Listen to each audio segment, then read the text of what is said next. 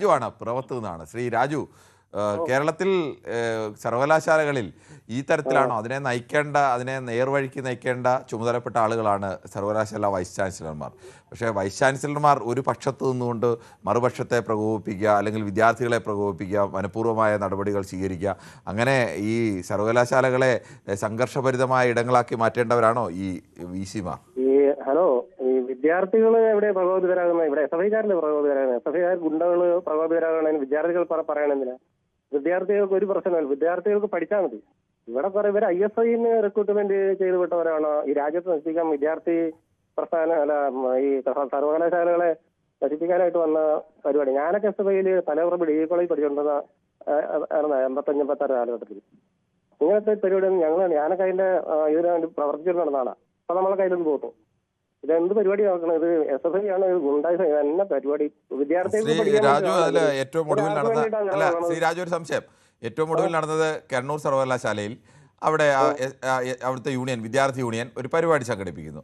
അതിലേക്ക് SFIയുടെ അഖിലേന്ത്യാ joint secretary Aishe ഘോഷിനെ ക്ഷണിക്കുന്നു. സർവകലാശാല ചെയ്തത് എന്താണ്?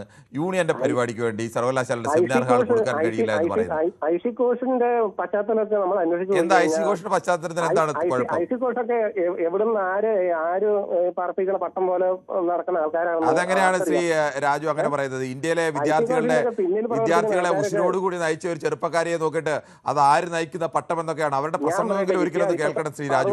അപ്പോൾ ആ വ്യക്തത താങ്കൾക്ക് മനസ്സിലാവും. SFIക്ക് ഭരണം കിട്ടിയെന്ന് പറയാം. SFI മറ്റുള്ള പ്രസ്ഥാനങ്ങളെ വിദ്യാർത്ഥി സംഘടന അടിച്ചമർത്തി ഒതുക്കിയിട്ട് ഇവർക്ക് പറ്റുന്ന ആൾക്കാരെ മാത്രം പേടിച്ചിട്ട് പറയാം പിള്ളേരും വോട്ട് ഇവർക്ക് ചെയ്യും.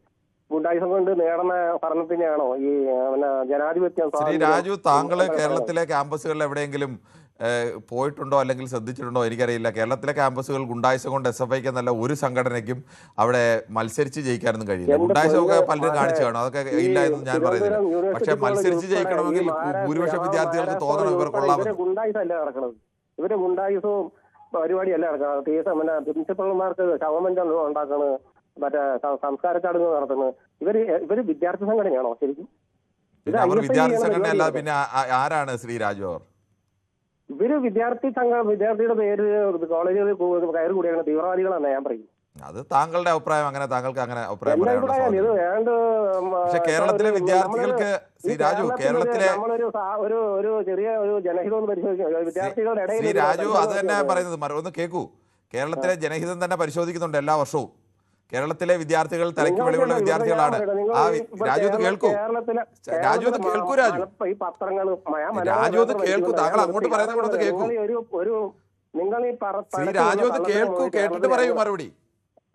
ഞാനതാ പറഞ്ഞത്, കേരളത്തിലെ എല്ലാ ക്യാമ്പസുകളിലും ഇലക്ഷൻ നടക്കുന്നുണ്ട് എല്ലാ വർഷവും.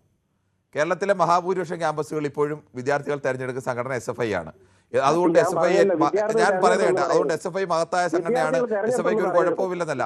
പക്ഷെ താങ്കൾ കരുതുന്നത് പോലെ ഗുണ്ടകളുടെ സംഘടനയാണെങ്കിൽ കേരളത്തിലെ വിദ്യാർത്ഥികൾ അവരെ എടുത്ത് പുറത്തു കളയും. വിദ്യാർത്ഥികൾ തെരഞ്ഞെടുത്തൊന്നും പറയരുത്. പിന്നെ ആരാ തെരഞ്ഞെടുക്കുന്നത്? നമ്മൾ പണ്ട് ബംഗാളിലെ കണ്ടിട്ടില്ലേ ഈ മറ്റേ വോട്ട് കുത്തി വിടുന്ന ഗുണ്ടകളെ കണ്ടിട്ടില്ലേ? ആര്? രാജു കണ്ടിട്ടുണ്ട്, ഞാൻ കണ്ടിട്ടില്ല.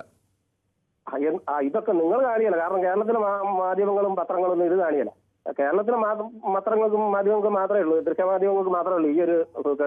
ശരി രാജു, കേരളത്തിലെ ക്യാമ്പസിലെ വിദ്യാർത്ഥികൾക്കൊക്കെ അവിടെ ഗുണ്ടായിസം കാണിക്കാൻ ചെന്നാൽ എന്ത് ചെയ്യണമെന്ന് നന്നായി അറിയാവുന്ന ഇവിടുത്തെ കേരള സർവകലാശാല പൊതു വിദ്യാഭ്യാസ രംഗം ശരിയാകാൻ പോലെയാണ്. കാരണം ഈ സംഘടന ഉള്ളിടത്തോളം കാലം, ഈ സംഘടന ഉണ്ടായിരുന്നത് കൊണ്ടാണ് ഒരു കാലത്ത് കേരളത്തിലെ വിദ്യാർത്ഥികൾക്ക് ഈ പറയുന്ന പല അവകാശങ്ങളും നേടിയെടുത്തത്. ഈ സംഘടനയ്ക്ക് അതിൽ നിർണായകമായ പങ്കുണ്ട്. 80-കൾ 90-കൾ ശരിയാ. ഇപ്പൊ ഇങ്ങനെ പോന്നിട്ട് ഇത് SFI ആണോ? ശരി, ഓക്കെ. താങ്കളുടെ അഭിപ്രായം അങ്ങനെ. ശ്രീ രാജു, ശ്രീ രാധാകൃഷ്ണ പണിക്കരാണ്. ശ്രീ രാധാകൃഷ്ണ പണിക്കർ, താങ്കൾക്ക് എന്താണ് ഈ വിഷയത്തിൽ പറയാനുള്ളത്? നമസ്കാരം സാർ. കൂടുതൽ വാർത്തകൾക്ക് News 18 Keralam YouTube channel subscribe ചെയ്യുക.